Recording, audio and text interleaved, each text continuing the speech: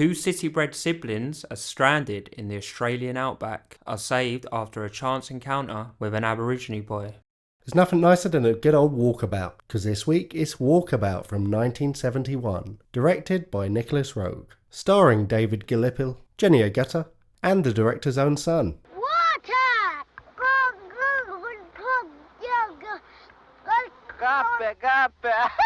So, I'd never seen this film before. Usually, even when I've not seen kind of a classic film or a film that's got a bit of a cult following, I roughly have an idea of what it's sort of about. And this is a director I actually really like. I'd seen a bunch of his classics like Performance, his debut, which technically he co-directed. Don't Look Now, obviously a classic horror, and in my opinion, the greatest British kids movie ever, The Witches. Fucking absolute classic. But I really knew nothing about this film. Looking at the cover, I was like, I just see a little blonde kid, don't really get anything out of that. Didn't even know it was in Australia. Started watching it, and I'm sure as the director intended, the opening was kind of mundane. You see a young girl in school and, a young kid sort of just going about his life. They're going home from school and their mother looks like classic domestic goddess right out of the 50s, is cooking and listening to a cooking class on the radio. The dad is coming home from work looking all bored, and he's looking out from a balcony as his kids are playing and splashing about in the pool and being like, hey dad, look at me, I'm doing a cannonball, that sort of vibe. So it's general boring, giving me nothing about what the film is going to be about vibes. But I'm like, okay, this is just standard life. There's not really any dialogue. You hear people talking, but it's all kind of like background dialogue. There's no pay attention to this because this will be important later dialogue. Then we see the dad driving with the kids out into the outback, and they seem to stop for a picnic. It's not necessarily an idyllic family setting, but I guess it's as idyllic as it gets, I didn't see a white picket fence, but if they have those in Australia, I'm sure they have one outside of their house. And it's all going well until the first real signal you get that something a bit more sinister's going on under the surface, when the daughter's getting the picnic basket out of the boot, and we see the dad leering at her legs.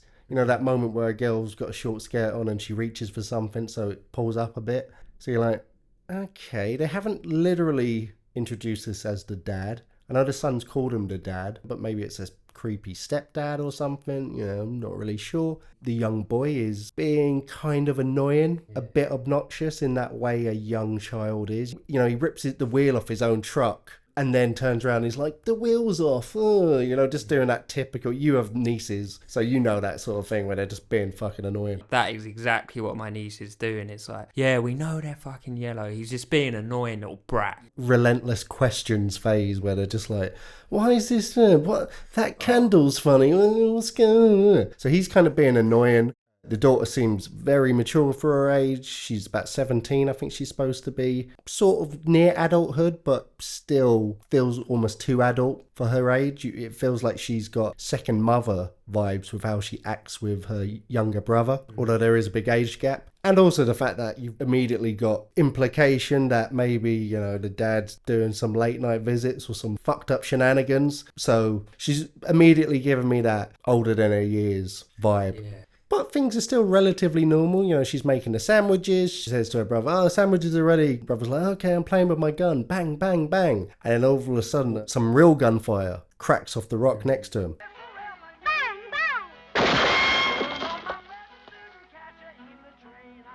And it's interesting because I was thinking, is this going to be a bit of they meet some Australian hillbillies who are cannibals, or like, where's this film going? Is it going to be a horror movie? We find out it is the dad, and he's got a gun out, and he's kind of shooting at the sun, but kind of taking pot shots, like he's not actually hitting the sun. And it's a brilliant moment because, again, we see the different levels of maturity and development the two kids are at, because the son is so clueless in his young age and innocence that he actually just smiles back at his dad after he fires the gun, points the toy gun again, it's like bang, bang. The daughter immediately grabs him, drags him behind the rock, and immediately starts crawling away. And you've spoken about this before, where you had someone come in and do a talk about like if there's some sort of emergency situation, and they said basically if someone ran in being like, the building's got a bomb in it, we all have to go, you wouldn't immediately all start rushing out, because there'd be a 30-second slow transition period of you going, huh? And then looking around at the nearest authority figure like, should we actually, like, what's going on? Should we move? Even though logically it's like, you've been informed, why would this person lie? Even if they are, why take the risk? Get out of there. But the daughter has zero moment of, my dad's shooting at us. That's weird. Is that actually happening? She is just straight for it. So without ever getting much more of the backstory of what the fuck was going on with this family, you get an implication that she's very in the know of just how fucked up and at a breaking point her dad is. What you said about the emergency situation, I can attest to that firsthand, because for some reason, my work in all its knowledge made me, for a stint, what's called the NOF, which is Nominated Officer of Fire. You were that cunt who puts on the little little fucking fluorescent overcoat. And I was kind of like, so hang on, you're making a disabled guy in the NOF. And I was like, I did say this, but they were like, oh no, you can do it, Phil, like all patched. Definitely, there was some box that needed checking. There was somewhere. some diversity box that they needed to tick. I have that green jacket on the back of my chair, by the way, when I used to do it. And the fire alarm would go off and I'd be like, oh shit, what do we need to do now? And I'd like look around looking at everyone else, and I realised... Did you run around in a circle with your No, arms I realised like, shit, I am the guy that's meant to be doing something. And, you know, you go around and check all the toilets, see if anyone's in there. Nothing even to do with you being disabled. You're the worst person to have in that situation. Terrible. You would completely panic and hit the wall. You would be, what's his name from Aliens? Oh, yeah. Fucking over, man. It's game over, man. 100% I'm like that, mate. Like, it takes your brain a little bit of a while to understand what's going on, especially when there's fire alarms, like, blazing out, you know. Going back to the dad, again, I'm guessworking on this, but my feelings was with the dad that, you know, he's come back and he's smoking the cigar, as you said in the opening scenes. They have a really nice house with a swimming pool. So I was wondering, Declan, is he a workaholic? He's, you know, worked hard in wherever they are and he's got them the fancy... It's kind of like a very nice house with a balcony and the swimming pool. So, as you said, the daughter has kind of like had to bring up the younger brother. That was one of my theories around it. I don't really know. But back to the opening scene, I thought it was really cool, Declan, the way that it intercuts with people going around their business in the city, and then it does a transition where there's an office wall and then it comes across to the outback by the bush. And I thought that was really good to kind of like mix the outback in, and I really liked the soundtrack as well, you know, with the didgeridoos, like, you know, when they're going like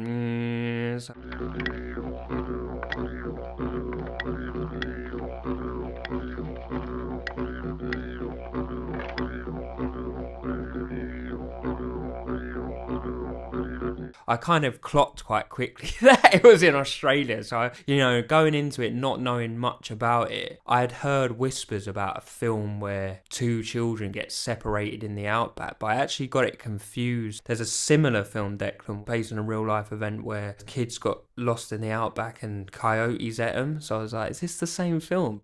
On how good it was filmed, you're so right. Like, if you've seen any of his other films, The Man Who Fell to Earth and Performance, you know he does have that style where he's got a beautiful eye for the camera. He started off as a cinematographer, and this was his debut solo directing film, so this was like where as he was transitioning, but he did all the cinematography himself, and you can see, you know, it's a beautifully filmed for what must have been a really low budget, but also you can tell he's one of those directors that finds a lot of his actual final vision in the editing room, because it's a lot of quick cuts and match cuts and unusual transitions and cutting from one thing to another, and whole moments where there's someone will, in the most basic primitive way, after hunting an animal, butchering it and cutting it, and it will suddenly be intercut with quick cuts of modern butcher with the full apron and a little hat on, using a perfectly industrially made meat cleavers, smashing it up on a plastic surface. There is this weird contrast and match cutting style, and it's really interesting. It's one of those things where you wonder, did that director even know what his final real vision as a filmmaker was like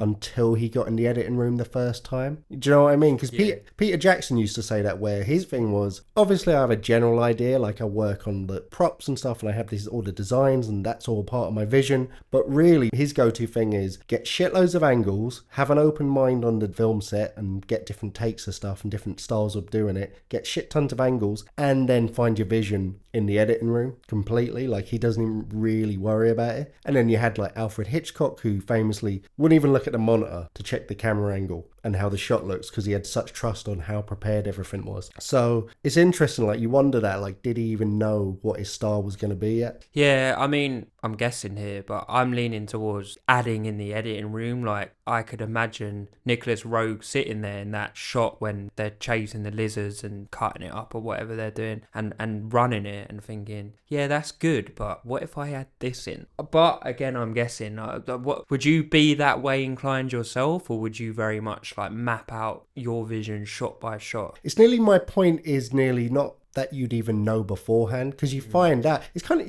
to an extent you find out once the final product's there. Like you might have an idea of what you're going to be like as a filmmaker, but once you make a few films or even a few short films, you're suddenly like, there's clearly a distinct style, but that's not the style I thought I would be. But clearly that is just naturally the flavour of film I produce for whatever reason. That's the fruit I bear. So yeah, I don't know, but what about you? I don't think I'd be Hitchcock. As you know, I'm not the most organised person in the world, so a lot of stuff in life I blag it and then sort it out later. So I reckon I would do it on the day and sort a lot of that out in the editing room. But we have to remember, as you said, this is his solo directorial debut. I guess for anyone in their solo directorial debut, mistakes would have been made and he would have had to adapt. So it's quite interesting really watching this. And the actors loved him. He was kind of quiet on set apparently, very intense, but really open to collaboration. He didn't give the actors a lot of direction. He kind of gave them like a platform, a scope, an idea of like, this is what's supposed to be happening here, but just go for it. He didn't want a lot of dialogue in it. He trusted them to sell it with their physical performance, and everyone on set seemed to really enjoy working with him. But getting back to the opening scene, so the kids have just fucking legged it. The little kid seemingly still doesn't really have any idea they're in actual danger. The dad's just taking pot shots and saying, come on, we need to go back. It's time to go home. Assuming he's kind of lure him out to kill him. So now I'm thinking, oh, is this going to be a chase movie? This dad is going to be Jason Voorhees, relentlessly chasing down these two little kids. But then you hear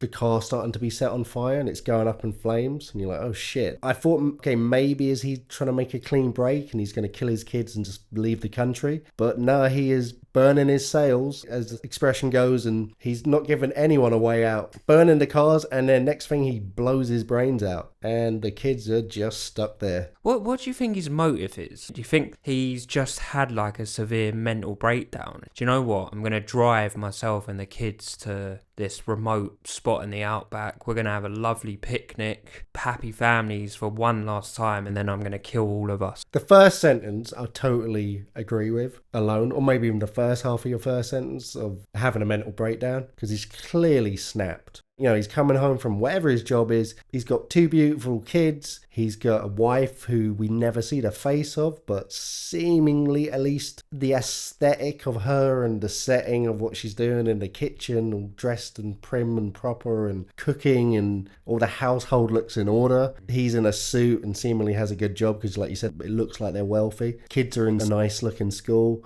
Isn't that what you're promised is the dream, and everything will be happy and you've got your mortgage and everything's going to be fine and you'll retire and have your golden years and your kids will go off and your grandkids and all that shit? But clearly he's not, and he's fucking snapped and gone completely crazy. But after that, I don't know how much you can put a motive on it. I mean, killing yourself alone, even as an individual act, is... it doesn't mean you're like fucking completely bananas, need to be in a straitjacket. Obviously, there's functional people that do that all the time. But at least for a couple of hours, you're at a point where you kind of have lost all perspective and you're not making good decisions, clearly. You're not making any rational decisions. So I wouldn't put a plan on what he was doing, because even the way it was playing out was odd. You know, he goes from sexually leering at his daughter's legs and then he's just taking general pot shots at his kids. Now, if his kids escape or live, they're going to alert the authorities. So he's clearly not gone there with the plan of, right, objective 1, kill kids, get that done, needs to go smoothly. He's just casually taking pot shots. Then he just sets the car on fire and he's like, oh, forget about the kids, I'll just kill myself. and blows his own brains out. I don't think there was any real plan. I think this was a guy who'd just fucking gone broke in the head. Fair. When you sum it up, that must be right.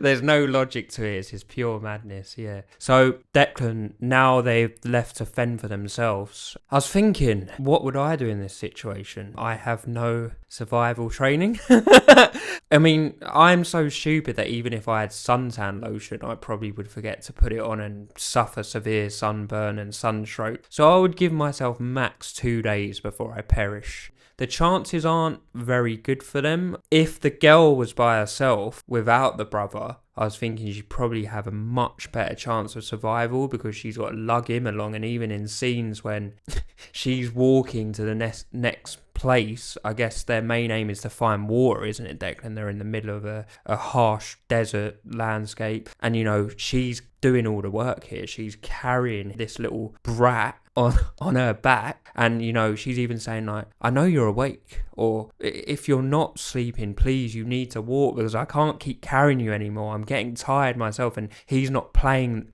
into this game. He's just being selfish, which young kids do, you know. They don't. Yeah, it was really good writing and really good child acting and directing of the child, because I don't really ever believe there's good child acting without good directing behind it. You know, I'm sure there's some anomalies there, but you know, he's obnoxious, he's selfish, he's greedy, he's inconsiderate, and he's just everything a 4 or 5-year-old kid is like. Like, it was very believable. And it's interesting because I hate when a young child does something stupid or endangers everyone as a plot point in a film. You know, like in an action film, that'll be like, the kid runs off and gets kidnapped by the terrorists and John McClane has to go save him now, blah, blah, blah. Shit like that I hate, because it's always just makes me hate the kid. But I really didn't hate this kid in this film, and I think it was because it was so grounded and it wasn't something to make something happen for the plot. It was genuinely like a natural, organic thing of what would happen with a little kid in that situation, and it didn't try and make you like him by making him anything less than a genuine child and how they would act. And he was a selfish little shit. In the same inverse of that, I was loving the daughter character at this point. She's obviously dealing with a fucking pedo dad who's gone mental. Now they're stuck in the middle of nowhere. But she's keeping her cool. She's proper channeling that old school stiff upper lip English thing. You know, don't make a fuss, everything's fine. We're not going to starve to death or die of dehydration in the desert. But she's also sheltering the little kid. They don't even acknowledge that the dad's dead. And the son is aware of it on some level because he talks about it later, but he's not, and it never gets acknowledged. And she never acknowledges like, fuck, we are gonna die, we need some water here. She never panics. She never says anything other than what literally needs to happen at that second. Like, we gotta go up this hill, let's just go up this hill. Carries him, like you said, when he's just like, oh, I can't walk, I'm tired. And she's like, her skin's starting to burn and like bubble and with blisters, and you're getting that horrible dry lip thing when you're dehydrated. Her eyes are fucked. She's exhausted. She's walking up this sand dune, and he's just pretending to sleep so that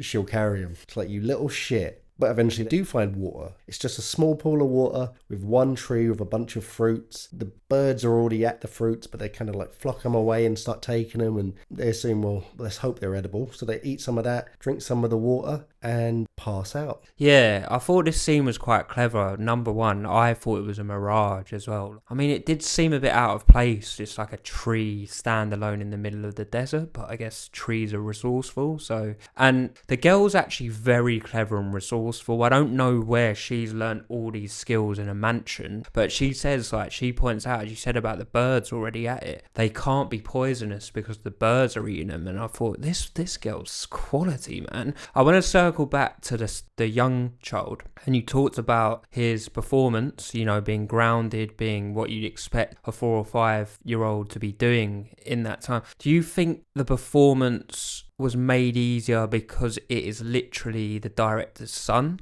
They already had that rapport? Or do you think it's both a mixture, that it's really good direction and they knew each other, so it would have been easier? Like, we've heard stories about, you know, Spielberg on Close Encounters of the Third Kind and doing stuff like seeing the child's actual proper reaction to seeing stuff to get it on camera. You know, there's not a lot of dialogue in this film, Declan, as you said, so that probably helped the performance. But, you know, I'm just trying to gauge, do you think him being being a family member, it being his own dad, help the standard of the performance from the young kid? Yeah, I'd say definitely. I mean, it would only help so much because if your kid's just a little doofus who's shy and like, ugh, and like just dumb, unless that's part of the role, like that's not going to work. I mean, that would probably maybe even help the role. But yeah, I mean, the level of comfort a kid would have with his own dad, and the fact that he is kind of a naturally obnoxious the way they are kid, but if you got like a cameraman he doesn't recognize and some boom guy and who are these strange men, like you're gonna naturally clam up as well. It's weird, kids can have completely zero inhibitions at that age, but they also can just, you know, when you see a kid and you're like, oh, why are they all shy, and the mum will be like, oh, he doesn't like pigeons and there's a pigeon over there, like you never know what's going to set a kid off. But the fact that his dad was there naturally make him calm and kind of like, you know, he's like, okay, that rock who's always in my life is there, I can just chill out and naturally let that come out. But maybe he was just a brilliant kid. I mean, the fact that he cast his own son, he must have recognized he could do it. I don't know, did he have an acting career after that? I don't think he did. I think he went more into behind the scenes stuff. I think he's produced, from looking at his IMDb, I think he worked on, you know, that film We Need to Talk About Kevin as one of the producers. So no, he went more behind the scenes, which seems to have happened to a lot of his family because he's one of the biggest British groundbreaking directors ever. And if you're going on set and seeing your dad work, you know, it's like my dad's a plumber. I mean, I know I didn't become a plumber, but if you see him being a plumber and doing that, oh, hand me this tool or that tool, like sometimes you're going to follow that career path and think, oh, look up to your dad. Leads me on to my next question. If you became a big shot director and you had a son, would you cast your own son, or would you totally be against that? Maybe. Like, if he's good, maybe, if the part makes sense. Like, there is a weird pedo exploitation thing with child actors in the film industry that I probably wouldn't expose them to. But then I could just have him on my film in my set where I can actually keep an eye on him. Yeah. So that wouldn't really matter then. And it would, I guess, mean I wouldn't have to hire another kid who potentially is not having that same level of, I don't know, protection because his dad's literally the director and got eyes everywhere kind of thing. But I don't know if I would. Maybe I would. I don't know, because at the same time, as much as I was saying the kid would be more comfortable, like I couldn't imagine interacting with a 4-year-old and you're both at work. Do you know what I mean? It's like, I'm at work right now, speaking to Phil, the second unit director, who's a 35-year-old or whatever you are. There's Julie, she's the assistant, props, you know, she's sorting that out. She's in her 40s. And then here's this 4-year-old that I have to speak to because we're at work right now. That is a weird thing. Maybe I would be more relaxed with my nephew. Yeah, I mean, for me, it would be a no-go. We just end up having blazing arguments. So it's like, you always see like brothers who open businesses with each other. Like, I've never fuck that. Like, never. And I love my brother, but it's just like, I don't want to fuck. Like, anyone where, I mean, we've done this podcast together, so if it ever takes off, we might end up hating each other, but we have to keep doing each other. Yeah, that'd be funny, isn't it? So they're at the water hole and they wake up and all the berries are gone because the birds have eaten it all. The water's dried up and they're fucked. Until they see a little silhouette coming up over the horizon on the hill, and we're introduced to the Aboriginal boy. Yeah, I love this shot. It reminds me sort of like a metaphor of Jesus, the Saviour, coming up over the horizon and, you know, the followers looking up. He's here to save us. And it's kind of cool because he's just on what's called his Walkabout. It's what the film gets its name from, which is basically a ritual by Aborigine tribes where they separate them from the tribe and they have to hunt for themselves and fend for themselves for a certain amount of days in the outback and then return to the tribe. And, you know, obviously, if they survive, they're accepted back in, or some of them might die, who knows. But I love this scene where they've run out of water. You know, the kids being annoying as usual, going, ask him for water. But obviously they quickly work out that he's not going to be able to speak British. And I love how he knows stuff about this rugged terrain and landscape that no one would know. He basically sticks a stick into the ground as a straw and finds water. How brilliant was that? Never saw Bear Grylls did that. It was fucking insane. This is what I love about this film, the more I break it down. They're intrigued by a car, but these city dwellers are going to die without his help. And he knows the land. He's been raised on this land. So only his expertise of knowing that the water is is under there, and this technique can save their life. And I found that to be incredibly fucking cool. Do you know what I mean? They have all this technology, but they're in a situation where they're fucked and they're gonna die without this guy. It's funny as well because it's that whole thing of, it helps when you maybe know a couple of words or they know a couple of words in English, but it's nearly easier to become friends with someone when you have a real language barrier. Because firstly, like, kind of everything's an icebreaker. Like, just getting to the, oh, you want water, here's the water. That's always kind of funny, that moment, because you got there in the end. You kind of only assume the best of what the person might be saying or intending. You're more expressive with your face and you're not sad, or unless you're trying to say you're sad. So generally there's more smiling going on. There's more eye contact. You have to actually zone in to the person and their body language and everything more to get yourself across. And it's like, even though you could spend 10 years together and never know anything about each other, technically, you kind of have to connect with them on that whole other level first and as fast as possible. And it's nearly like it cuts through the bullshit. And you can still express yourself to an extent, like there's body language, but also there's a weird thing where certain noises are just universal. Laughter is just universal.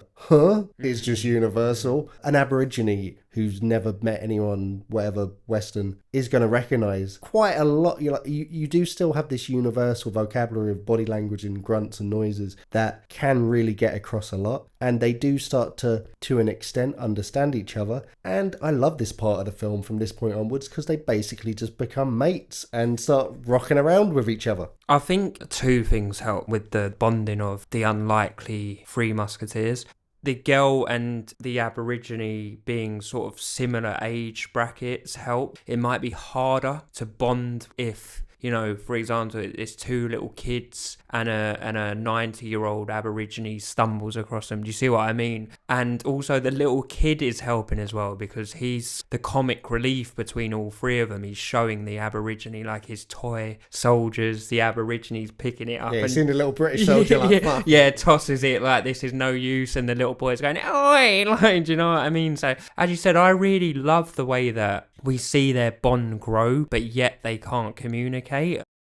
And as they start to kind of fall asleep, there's this frenzy of cuts and edits intercut with this sequence as a bunch of Aborigines come across the burnt out car and the dead body of their father. And they start to mess around with it and look inside it and mess with the body and break things off the car and get in and mess with the steering wheel, and they're kind of like interested in it. And it's great because it's throughout this film, and once the Aborigine young man who they start running around with, having their adventures with, comes into the scene, it keeps coming back to this theme of like the primal way of living and this mundane, ordered but safe way of living in, you know, modern civilization. Like we said before, you know, there's beautiful moments and scenes where it's intercut and weird match cuts of different sort of shots and settings together. And this is a beautiful moment because you're seeing the kids are out in the wilderness. You know, it's all barren land. Everything looks the same everywhere you look. The sky looks the same unless there's a cloud. The ground and thing looks the same unless there's a little mountain somewhere. But basically, you're just looking at the same shit everywhere. And they come across this mini little oasis of the water and the trees. And at the same time, these Aborigines come across this mini little oasis of this car. What's this car doing here? This thing from those white people that live in the nice bits of the city after they kicked us off our land. It's like they're having a mirrored moment. Yeah, it's kind of mad because, funny enough, before I watched that actual scene, I saw either an Instagram reel or a TikTok of a guy that had gone to like some random Amazonian tribe within the rainforest, and he presented him a bottle of Coke. And the guy takes it and he's just like, he doesn't know what to do. So he's literally just biting the bottle, trying to get the liquid out of it. And I was just thinking, like, it's mad what we take for granted. like it must be a revelation to them to see this contraption. Like a can opener. At one point in the film, the daughter's found this can, but she's trying to get into it and she's using a rock and it takes her forever, and she finally gets it open slightly so they can pour out the juice. And you're thinking, look at a can opener. Just a can opener. You don't think about it. You don't give a shit about it. If you breaks, you'll buy another one for $1.99 off Amazon, delivered the next day, maybe even the same day if it's early on during the day. Now look at it. Look at the intricacy of the design, the sharpness of the blades and the mechanism and how it gets together, and imagine every other human on Earth dies and all the knowledge goes with it. You will never make a can opener. Like, it's incredible. You take those things for granted. Like, it's fucking nuts. And that's what this film is, so much of it seems to be about as well, is that they're dying in this wilderness, plucked out of civilization. I find this film at various points to be very surreal. Would you agree with that? Like, I kind of guessed that the girl and the Aborigine might be a romantic element to it. He clearly fancies her. Like, take it from this teenage Aborigines boy's point of view. Let's not beat around the bush. No. He wants to fuck. He's a young, horny man, no young and full of cum, as they say. Yeah, he's a teenager, a horny teenager, and he's, only used to his Aborigine tribe, who seem to be going around the car like all old women with saggy tits and shit. So he's like, fuck that, I'm not gonna fuck any of these. He's stumbled across a rare, unique... Yeah, she's exotic to him, which always adds to it. And, he does want to fuck her. And there was one scene in particular where it kept zooming into a tree, which basically being a metaphor of the girl's legs and vagina, essentially. And I was kind of like, this is insane. Yeah, her pussy. And then it's like intertwined with all these body moments. There's some very surreal shit going on. Like, I fucking love that scene. And it kind of, there's so many scenes like that between them in this film. And again, because they can't talk to each other, there's one point where the little kid is telling him this story. She keeps being like, he doesn't understand you, why are you telling him this story? But still getting annoyed, like, you missed that part out, you're not telling it right. But they can't communicate truly in like words. But because of that, again, it makes the director have to sell the sexual tension in a much more organic, real way. This is what sums up being a really good filmmaker. There's the obvious bits, like, lingering on the tree where it's clearly in the shapes of her legs, and then it's cutting to him kind of glancing at her legs. That's more overt, but there's something about the particular moments of cuts and edits and wide to close-ups and the certain lighting and the ambient sound, and there's just something untangible that creates that sexual chemistry between them and that tension. So I do really seriously believe she is kind of into him as well. And also, firstly, he's not a great-looking guy. He's kind of funky-looking, but he's not awful-looking. But also, you got to bear in mind, firstly, she's a chick, so doesn't work like that entirely for them.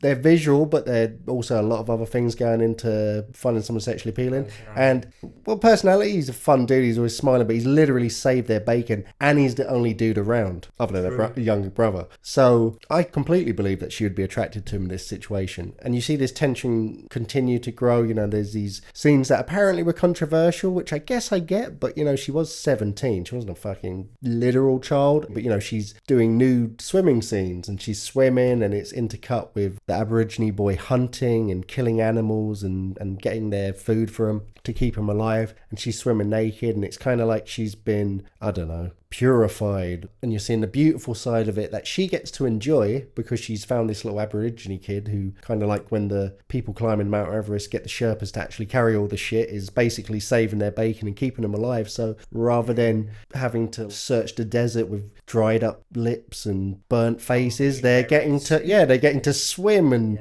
enjoy this beautiful pool. And she's literally become like Eve, where she's thrown off all her clothes, she's got a bush out, she's got her titties out, and she's got her ass out, and got everything out, and she's swimming in beautiful tranquil water. But then it's intercut with the brutal reality of nature, where to sustain yourself and to sustain that, older Aborigine kids having to go out and throw a projectile, or if you get close enough, smash with some sort of club and inflict enough damage onto another living animal that it hemorrhages and dies, and then you rip it to pieces and eat it. Brutal, horrible, ending life, intercut with, this beautiful stream and this woman literally throwing all her clothes off and having a swim. The hunting scenes were fucked, man. Like, I get all my food from Morrison's. Seeing him clubbing to death a kangaroo was like a bit fucked up. Yeah, I mean, to be honest, I don't know if I'm a bit jaded or whatever, but I heard the nude nude teen scenes were controversial, and I guess they were. I guess it wouldn't be filmed today.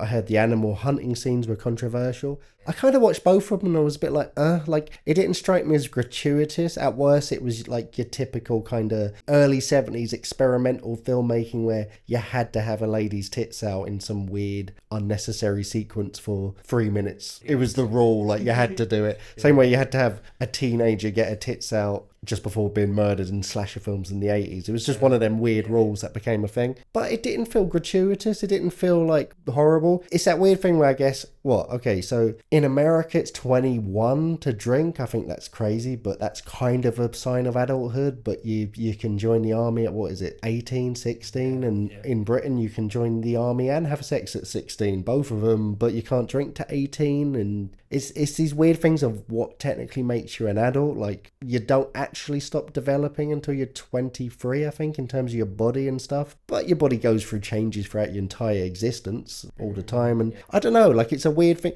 Like, 17, if you said to me my 17-year-old niece or something, or any 17-year-old was going to do a full nude scene in a film, I'd be a bit like, really? Fucking hell. But I don't know, it wasn't horrifying. If you went even a year younger, I'd be like way more like, what the fuck? Yeah. And if you went a year older, you'd be like, it's 18.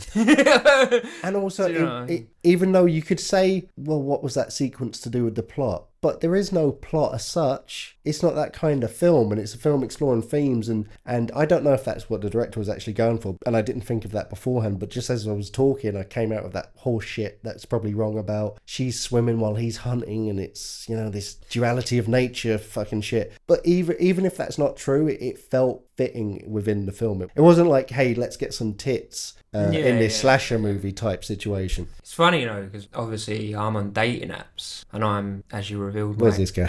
No, as you revealed my age earlier on, I am now 34. And you can set the parameters of your search, and I might see like a 20-year-old, which is fine. But I say to myself, I'm 14 years older than her. That's a bit too young for me. Whereas someone else might see a 20-year-old and be like, well, they're not 17, so yeah, I will go on a date with her. Do you get what I'm saying? Yeah, and also it's that weird thing where there'll be 18-year-olds who are completely or even younger, who physically, people just mature. You always remember that kid in school who was 13 but had a beard and looked like he had a mortgage and two kids. And there's women equivalents, but there's still that thing where it's weird when you I remember I was on the bus the other day and I could just hear some 17, 16-year-old girls talking to each other, and there's this weird way they talk to each other that's so obnoxious and just young girly. Like, I don't know what it is, but it's just, even though they're basically adults technically, but they're just not. It's like, and I feel like that would turn you off as well the moment you talk to them, even if appearance wise she's basically what she'll look like as a 30-year-old, 20-year-old, mid-20s, whatever woman. We have a darts player here in England that's apparently 17 called Luke Littler, but he looks like a 45-year-old bloke. Yeah. So yeah, legend. Maybe we mature faster. When I heard the hunting was controversial, I was expecting it to be like Badlands, where they shot a bunch of dogs, and apparently the pet shop found out they kept coming back for more dogs because they were killing them just for this shot they barely even used in the film, and that's fucked up. I don't like that. But when I was watching this, the way it was cut, it felt very much like you're looking at a real kangaroo and then he throws something and it's not a real kangaroo anymore. Do you know what I mean? Like, did you get the feeling it was real animals being hurt? Were you just disturbed by the realism of it? I don't know. I find it very weird that they're doing it to a kangaroo. I can't. That's fair enough. I just can't explain it. So I've been to Australia and I have family in Australia, and we went there. And they were like, we'll take you to this place, and there's just literally kangaroos just running around free. Mate, you don't understand how excited I was. I've seen kangaroos in books and on TV and stuff, but I was thinking to myself, like, I'm going to see them hopping about with like literally like babies in their pouches and stuff. Little Joey's just bouncing about. I don't know, I just have an affinity for kangaroos. Look, there is a hierarchy of how we treat animals. Like, if I stamped on an ant, no one would notice. Yes. If I stamped on a guinea pig, everyone would be horrified. People don't want to eat a dog, but they'll eat a cow any day of the week, and there is that weird thing. So I actually hadn't even thought of that aspect with the kangaroos, although I do love kangaroos, but I didn't get that vibe. But again, it's funny that it was seen as controversial, because you got to think, I can only imagine, kind of like with the nudity, You'd have a problem with that if you didn't feel the film. It's kind of like, you know, the way people get annoyed when they don't think something's funny and it's about a supposedly controversial, you shouldn't talk about that topic, whether it's race or genocide or murder or whatever. Yeah. But it's one of those things where it's like, yeah, but I was trying to be funny. It came from trying to be funny. And this film came from this all had a point, maybe not a plot point or a thing that supported something very obvious or something that happened in the following scene, but animal violence and the nudity had a thematic point. It felt at home in the film and it wasn't just thrown in there. But if you didn't buy into that, if the film just didn't tickle your pickle for whatever reason, then I guess you're just looking at like, why am I watching so many fucking kangaroos get their eyeballs popped out and legs chopped off, and now you just cut to a normal butcher's back in Sydney somewhere chopping up meat. Like, what is this? Like, why are you showing me this 17-year-old chick's ass? It would be like if I didn't like the film Bone Tomahawk and I was like grinding my teeth and sitting through it, and then all of a sudden you drop a scene on me where they're scalping and like peeling off people's skins, I'd be outraged. Do you know? If it was a pig or something, because I'm used to seeing that. It's just it being a kangaroo. You have to be a charming motherfucking pig. Yeah, exactly. Like, it makes sense it's a kangaroo because it's in Australia. So. But then there's also that side of it where if I found out in IMDb and I looked down and it said 798 kangaroos were killed in the making of this film, I'd be like, oh, geez. This 1 minute sequence. Yeah, I'd be like, oh, maybe not. So there's tons of scenes where they're basically just having a laugh, they're fucking about, they're going for a swim, they're going across a river and she gets a piggyback on the back of the Aborigine kid and they're walking across, and you see growth in the maturity of the young lad. He's in some ways becoming a lot more mature and a lot more survival savvy and, you know, just anything you would in this situation, but also nearly regressing in a way because they eventually make it to what seems like a bit of civilization. It's this like building and house, but it seems to it's all been abandoned and people seem to be long dead. At one point the little boy says, there's a water spout thing. It's like the water's coming out of the ground. And she's like, yeah, it's a fucking hose. But it's nearly like he's forgetting civilization as new knowledge of survival instincts in this primal way is coming into his mind. It's pushing out the seemingly not important anymore civilization information. But they get there and they're walking around, and it's funny because I guess it's the first time that the Aborigines seeing them in their natural habitat, their natural setting. He's kind of disturbed by the fact that he's been connecting with them and enjoying this life. And it's like when you're a kid in school and you're like, we're going to be friends forever. Like, he's, you know, best summer ever. This is his best summer ever. His Walkabout. He's meant to be by himself having visions and shit, but he's having a great time with these two fuckers. She's looking at photos of whoever these old people were and she's crying. And he sees like she's got that longing for getting back home. They can't communicate to each other, and it's like the first time in the film where they don't really get each other anymore. Like the language barrier has finally become too much. He's basically seeing it as like, I'm shipping out to war tomorrow, I've got to pull out all the lines to try and get laid before I do. So he pulls out his ace up his sleeve, dolls up a bunch of white shit all over his body, puts some crazy kabuki makeup, and starts doing some sexy dancing for her to try and get her in the mood. And I guess it's this mating dance ritual, but she's freaked out by it. Somehow innately she knows what it's about, whether it's just the ritual or just the body language he's given off. At one point, the little kid walks in and he's kind of like looking at them both like, what the fuck's going on here? Why is he dancing? He's going to dance all night. But she knows it on some level and she backs away from him and she locks the door and she's scared of it on some way.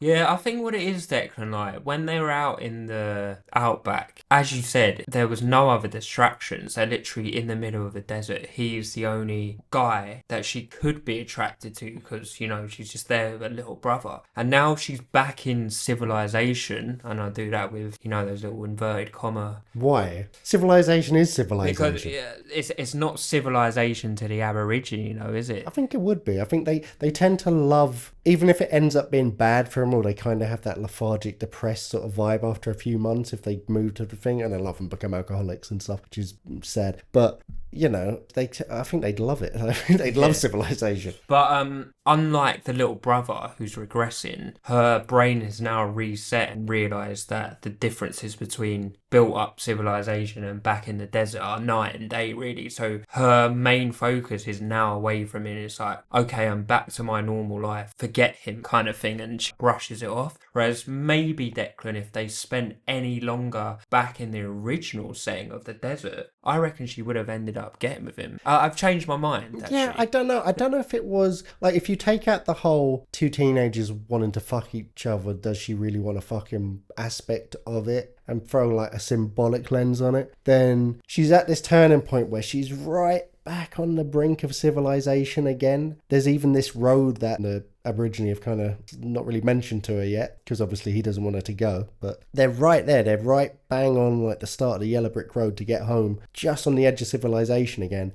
Does she stay in this fun, crazy, wild, dangerous, primal sort of life? Or does she go back to the safety of civilization? And she's torn, because it's not like she's completely disgusted by him, or like, no, there's a slight conflict there, and it almost seems more fear-based, not fear in a self-preservation thing, fear in a like, I don't want to show up on the day of the big job interview kind of thing. Do you know what I mean? That sort of fear. Yeah. Stage fright nearly.